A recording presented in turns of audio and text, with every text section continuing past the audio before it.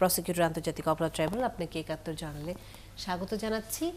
এবং আজকে সারাদিন এসব নিয়ে কথা হচ্ছে। আপনি আজকে সকালেও ৭১-এ ছিলেন, আমাদের সাথে ছিলেন দিনের বেলা।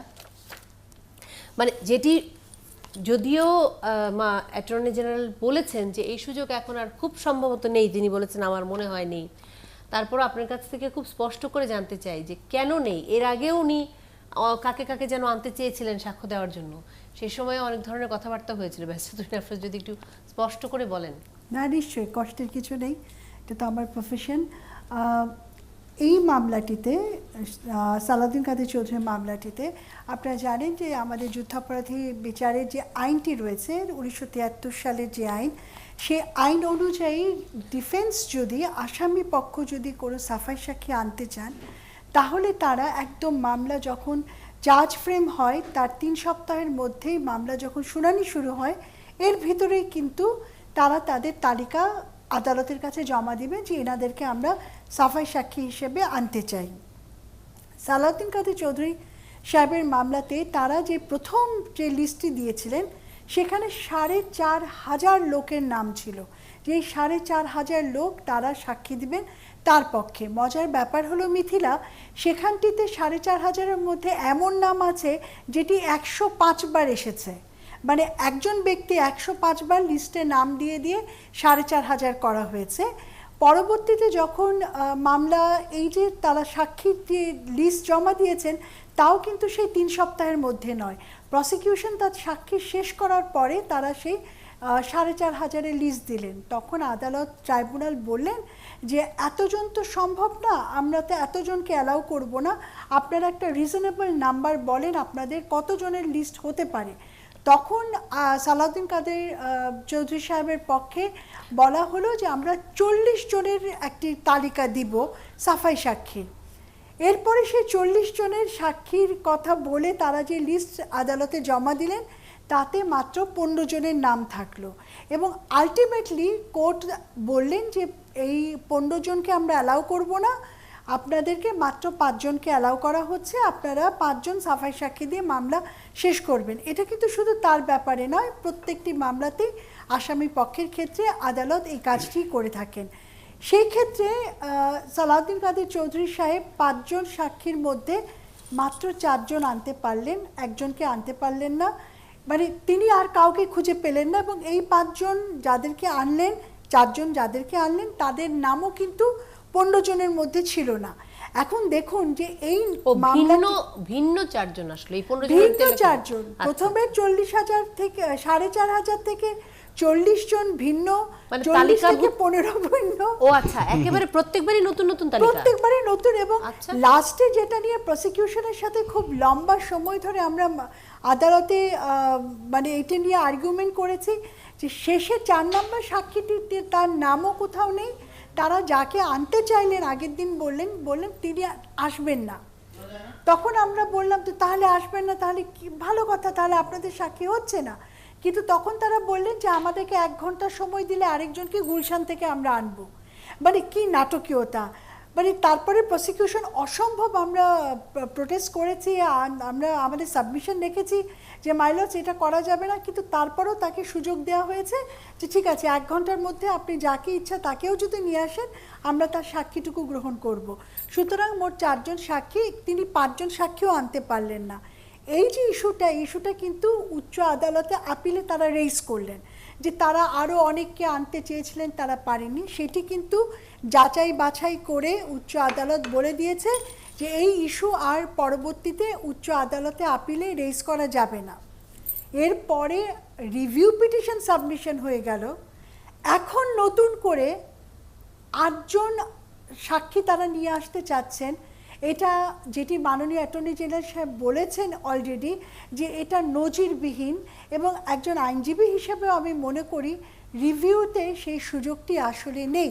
রিভিউতে আমি একটুখানি মাঝখানে শুনে রাখি, আমরা শুনছিলাম যে কোনো একজন বিচারপতিকে তিনি নিয়ে আসবেন, তার পক্ষে সাক্ষী দেওয়ার জন্য এই বিষয়টি যদি একটু জানাতেন আমাদের। মিথিলা, এইটি কিন্তু মামলার আমাদের ট্রাইব্যুনালে চলাকালীন ট্রায়ালের সময় থেকে আমরা শুনছি যে একজন বিচারপতি আসবেন, বিশাল সাসপেন্স।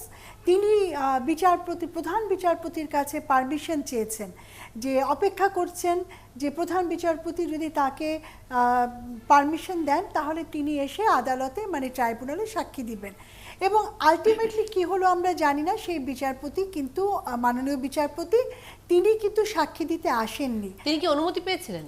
না, প্রশ্নটি হলো অনুমতির বিষয়টি নিয়ে উচ্চ আদালতের যে আপিলের রায়টি প্রকাশিত হলো কিছুদিন আগে, সেখানে খুব বিশদভাবে প্রধান বিচারপতি বলেছেন কোনো বিচারপতি, মাননীয় বিচারপতি হাইকোর্টের অথবা অ্যাপিলের ডিভিশনের, তিনি কোনো মামলায় যাবেন, সাক্ষী দিবেন বা নিজে মামলা করবেন, এটি আমার কোনো দেখবার বিষয় নয়।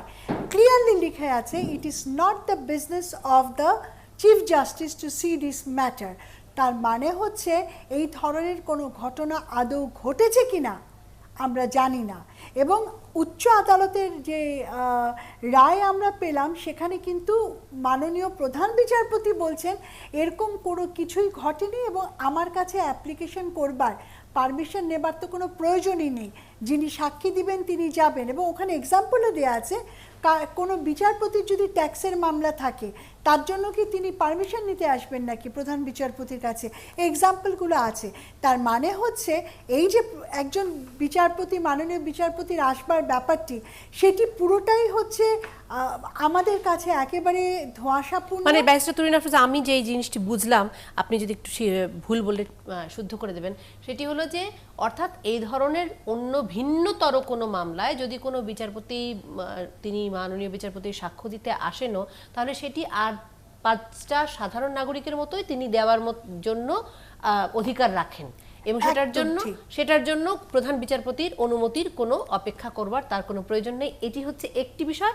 আর দ্বিতীয় বিষয় হচ্ছে যে সত্যি যদি কেউ অনুমতি প্রার্থনা করতেন তাহলে আসলে মহামান্য প্রধান বিচারপতি নিশ্চয়ই বলতেন যে কে অনুমতি প্রার্থনা করেছে, তিনি দিয়েছেন কি দেননি, অর্থাৎ আদৌ কেউ অনুমতি প্রার্থনা করেছে কিনা সেই ব্যাপারটি আসলে স্পষ্ট নয়। না, একদম উচ্চ আদালতের যে আপিলের রায় সেখানে লেখাই আছে যে এই ধরনের কোনো প্রশ্নে মানে অবান্তর কেউ অনুমতি প্রার্থনাই করেনি। এক্স্যাক্টলি। আচ্ছা, আমি একটু জানতে চাই সেটি সুযোগ রয়েছে কিনা, একজন বিচারপতি যদি ইচ্ছে করেন যে আমি সাক্ষ্য দিব বা সাক্ষী না সেটি তো স্পষ্টই করলেন এবং আমি বললাম যে সুযোগ রয়েছে, যে কোনো নাগরিকের মতন উনি সেখানে সাক্ষ্য দেওয়ার অধিকার রাখেন, এটি 8-10 জন যে কোনো নাগরিকের মতন।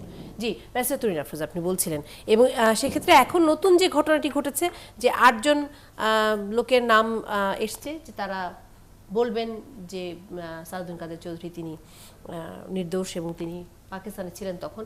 এই ক্ষেত্রে মহামান্য আদালত বিষয়টিকে কিভাবে দেখবে সেটি তো আসলে তাদেরই ব্যাপার, আদালতের বিষয়, কিন্তু এই মানে আইনের কোনো নির্দেশনা আছে কিনা এই বিষয়ে? মিথিলা, বিষয়টি যেহেতু এখন আদালতের বিচারাধীন, এটি ডেফিনেটলি একটি সাবজুডিস ম্যাটার, আমরা এটা নিয়ে খুব বেশি আলোচনা করতে পারি না। তবে আইনের ব্যাখ্যা যদি দিতে হয় তাহলে আমি বলবো যে আইনজীবী হিসেবে আমার যতটুকু জ্ঞান, তাতে আমি যতটুকু বুঝি, তাতে এটুকু আমি শিওর যে রিভিউ যখন করা হয়ে গেল, সেই ক্ষেত্রে রিভিউর অ্যাপ্লিকেশন করার পরে এই ধরনের একটা অ্যাপ্লিকেশন মানে আমরা শুনছি আসামির পক্ষ থেকে বলা হচ্ছে যে উচ্চ আদালতের ইনহেরেন্ট পাওয়ার রয়েছে যে তারা যদি চান তাহলে এই ধরনের ওপেন করতেই পারেন মামলা। কিন্তু কথা হচ্ছে উচ্চ আদালত বা যে কোনো আদালতের ইনহেরেন্ট পাওয়ার তো যেমন ইচ্ছা তেমন করে ব্যবহার করবার জন্য দেওয়া হয়নি। আইন অনুযায়ী সেটি একটি জুডিশিয়াস মাইন্ড অ্যাপ্লাই করতে হবে, তা না হলে কি হবে, আজকে কোনো বিচারই হবে না। আমিও কালকে নতুন করে মামলা ওপেন করব, আপনিও কালকে নতুন করে মামলা ওপেন করবেন, কোনো পক্ষই কিন্তু তাহলে আর কখনো থামছে না এবং রায় কার্যকর করার ঠিক আগ মুহূর্তে নতুন নতুন সাক্ষী নিয়ে এসে হাজির করতে হবে। আমার কাছে মনে হয় এটা একটা নতুন ভাবে একটি নাটক, নতুন একটি প্রহসন, যেটি নাকি এই মামলার প্রথম থেকে এই পর্যন্ত আমরা দেখে আসছি। ব্যারিস্টার তুরিন আফরোজা, আপনি একটু কিছুক্ষণ আমাদের সাথে থাকুন, আমি আসলে বিরতির পর্যায়ে পৌঁছে গেছি, আমি আসছি আপনাদের কাছে। সবাই মিলে আরো একবার আলোচনায় ৭১ জার্নালে একটু কিছুক্ষণ পরে।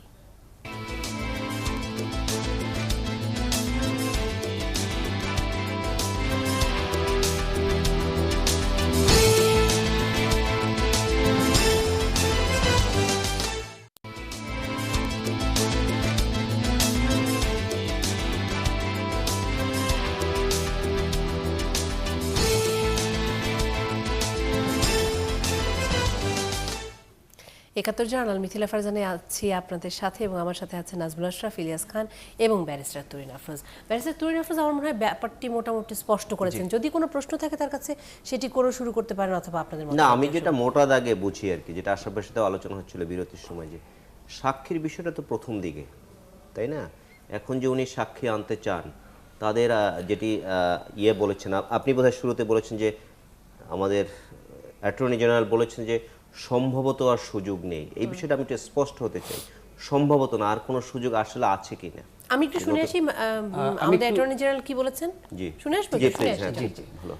কোন প্রশ্ন আসে যে এই আপিল বিভাগ এই ক্ষমতাটা আছে কিনা, আমি বারবার যে কথাটা বলছি যে একটা ন্যায় বিচারের জন্য আপিল বিভাগ তার যে ইনহেরেন্ট পাওয়ার রয়েছে, সেই ইনহেরেন্ট পাওয়ারের এক্সারসাইজ করে যে কোনো সিদ্ধান্ত আপিল বিভাগ দিবেন ন্যায় বিচারের স্বার্থে, আমরা আশাবাদী। সাকার পক্ষে 8 জন সাফাই। অ্যাটর্নি জেনারেলের বক্তব্যটা তো শুনতে পেলাম না। আমার মনে হয় অ্যাটর্নি জেনারেলের বক্তব্যটা শুনতে চাই, তিনি কি বলছেন সেটি শুনতে চাই। আচ্ছা, একটু যান্ত্রিক গোলযোগ হচ্ছে, আমাকে জানানো হলো। না, ব্যারিস্টার তুরিন আফরোজের সাথে আমি একটু প্রশ্নটা যোগ করে দিই ইলিয়াস খানের সাথে। তিনি বলছেন যে আসলেও সুযোগ আছে কিনা আইন মোতাবেক, সাথে একটু জানতে চাই যে এরকম কোনো উদাহরণ কি আছে বাংলাদেশের বিচার বিভাগের ইতিহাসে এই পর্যায়ে গিয়ে সাফাই সাক্ষীর জন্য আবেদন করার? ব্যারিস্টার তুরিন আফরোজ নিলে প্রশ্নের এরকম কোনো নজির এই পর্যন্ত নেই। আর এরপরে আমি আসছি ইলিয়াস ভাইয়ের প্রশ্নে যে সম্ভাবনা আছে কিনা। আমরা যদি যে কথাটি সালাউদ্দিন কাদের চৌধুরী সাহেবের আইনজীবী বলছেন যে ইনহেরেন্ট পাওয়ার রয়েছে উচ্চ আদালতের, ইনহেরেন্ট পাওয়ার রয়েছে সেটি কমপ্লিট জাস্টিস করবার জন্য এই লাইনটি রয়েছে, কিন্তু কথা হচ্ছে এই যে ইনহেরেন্ট পাওয়ারটি উচ্চ আদালত বা যে কোনো আদালত কিভাবে ব্যবহার করবেন, সেটা কি সমস্ত আইনকে উল্টে দিয়ে ব্যবহার করবেন ইনহেরেন্ট পাওয়ার দিয়ে? সেটি কি আইনের শাসনকে তোয়াক্কা না করে ফেলে দিবেন? একটা ট্রাইব্যুনালে ট্রায়াল হয়ে গেল, একটা আপিলের ডিভিশন শুনল, সব যাচাই বাছাই হয়ে গেল, এটার পরে কি ইনহেরেন্ট পাওয়ার এক্সারসাইজ করে কমপ্লিট জাস্টিস করার জায়গাটি কি করবেন কিনা? তবে ইলিয়াস ভাই এই কথাটি ঠিক যে ব্যাপারটি যেহেতু এখনও এই মুহূর্তে আদালতের এখতিয়ারভুক্ত একটি বিষয়, বিচারাধীন বিষয়, এটি নিয়ে শেষ কথা আমরা কিন্তু কেউই বলতে পারবো না। উচ্চ আদালতের ওপরেই আমাদেরকে তাকিয়ে থাকতে হবে, অপেক্ষা করতে হবে যে উচ্চ আদালত এই ব্যাপারে কি সিদ্ধান্ত দেয়। আপনি বলছেন নজির নেই, আইনের সুযোগ নেই, তারপরে এই ইনহেরেন্ট পাওয়ারের মধ্যে আছে, সেটারও ব্যাখ্যা আপনি দিয়েছেন। নিশ্চয়ই সেই ইনহেরেন্ট পাওয়ারের বদলতে আদালত এমন কিছু করতে পারে না যেটি আইন বহির্ভূত, কিন্তু একজন সাধারণ মানুষ হিসেবে আইন কারণ কোনো কিছু না বুঝেও যে কোনো একজন সাধারণ মানুষ বোঝে সাক্ষ্য প্রমাণের বিষয়টা হচ্ছে বিচারিক আদালতের বিষয়, উচ্চ আদালতের বিষয় না। ফলে ওই পর্যায়ে গিয়ে আবার সাক্ষী প্রমাণ নিয়ে আসলে পরে আইনের যে ধারা বা বিচারের যে প্রক্রিয়া সেটার সাথে কি সামঞ্জস্যপূর্ণ হয়? প্রথমে বলতে হয় যে আপনি যেটি বললেন সাধারণ মানুষ যেটি বুঝে এটি কিন্তু হওয়ার কথা, কিন্তু আমরা দেখেছি সালাউদ্দিন কাদের চৌধুরীর মামলাতেই উচ্চ আদালতে কতগুলো এফিডেভিটকে এনে উপস্থাপন করা হয়েছে। আমাদের যেটি প্রত্যাশা বা আমরা যেটা জানি যে ফ্যাক্ট ফাইন্ডিংয়ের কাজটি করেন হচ্ছেন ট্রায়াল কোর্ট, কিন্তু আমরা দেখেছি উচ্চ আদালতের যে আপিলের রায় সেখানটিতে কিন্তু এই এফিডেভিটগুলোকে আলোচনা করা হয়েছে, এফিডেভিটগুলোর ক্রেডিবিলিটি নিয়ে কথা বলা হয়েছে। সুতরাং এই ধরনের কাজ তো হয়েছে, এটা হতে দেখেছি আমরা। সুতরাং উচ্চ আদালতের একেবারে রিভিউ জায়গাটিতে ওপেন করে সেটি আবার কি ট্রাইব্যুনালে পাঠাবে, মানে এগুলো কোয়েশ্চেনগুলো আমরা তখনই উত্তর পাব উচ্চ আদালত যখন এই ব্যাপারে কোনো সিদ্ধান্ত দিবে। তার আগে পর্যন্ত আমাদের বক্তব্য বা আমি যেটুকু মনে করি সেটুকু হচ্ছে এটি একেবারে রেয়ার কোনোখানে মানে নজির আমি কোথাও দেখি না অ্যাপিলেট ডিভিশনের রিভিউ হওয়ার সময় হঠাৎ করে নতুন করে সাক্ষী আনা, মানে এই ধরনের এক্সাম্পল কোথাও নেই। কারণ তিনি প্রত্যেকটি লেভেলে সুযোগ পেয়েছেন আত্মপক্ষ সমর্থনের, এবং তিনি একমাত্র আসামি সালাউদ্দিন কাদের চৌধুরী যিনি নিজে একা নিজের মামলা লড়েছেন, যিনি সরকারি উকিল ব্যবহার করেছেন এবং যিনি নিজে আবার উকিল নিয়োগ দিয়েছেন। আমরা ট্রাইব্যুনালে ওনাকে 3ভাবে ওনার লিগ্যাল আর্গুমেন্টকে ফেস করেছি। সুতরাং এই এত যাচাই বাছাইয়ের পরে এই মুহূর্তে প্রয়োজনীয়তা নতুন করে নতুন এভিডেন্সের, নতুন সাক্ষীর আমি মনে করি খুবই ক্রিটিক্যাল একটি ইস্যু। উচ্চ আদালতে আমার মনে হয় না এই ধরনের কোনো সুযোগ থাকবে। তারপরেও শেষ কথা কিন্তু উচ্চ আদালতে। আপনি যেটি বললেন যে সাক্ষ্য প্রমাণ যাচাই বাছাই করা আর নতুন করে সাক্ষ্য নেওয়া দুটো তো এক না। সাক্ষ্য প্রমাণ যাচাই বাছাই করা মানে হচ্ছে যেটুকু ওপেন করা হয়েছে তার পক্ষে তিনি সুযোগ পেয়েছেন তার আত্মপক্ষ সমর্থনের জন্য, সাফাই সাক্ষী দেবার জন্য তিনি তার সুযোগটি ব্যবহার করে ফেলেছেন। এখন নতুন করে উনি বলছেন আবার শুরু থেকে খেলা শুরু করতে হবে। সেটির কথা আমি বলছি যে সেটি কিন্তু সম্ভব না। সেটা আমি বলছি যে এফিডেভিটের নামে আপনি বলছেন সাক্ষ্য প্রমাণ যাচাই বাছাই করা হয়েছে, কিন্তু নতুন করে সাক্ষ্য নেওয়া তো হয়নি। উচ্চ আদালতের কথা উচ্চ আদালতে, জি, উচ্চ আদালতে আমরা নতুন ডকুমেন্টারি এভিডেন্সকে ইভ্যালুয়েশন করতে দেখেছি। তার এভিডেভিট গুলো কিন্তু ট্রাইব্যুনালে দলিল দস্তাবেজ বা দালিলিক যে সে প্রমাণগুলো আছে সেগুলোকে হয়তো পুনরায় বিবেচনার কথা দেখা গেছে, কিন্তু সাক্ষ্য গ্রহণটা কখনো এই পর্যন্ত নজিরবিহীন এখনো কখনো। অন্য কোনো দেশে কি এরকম নজির আছে?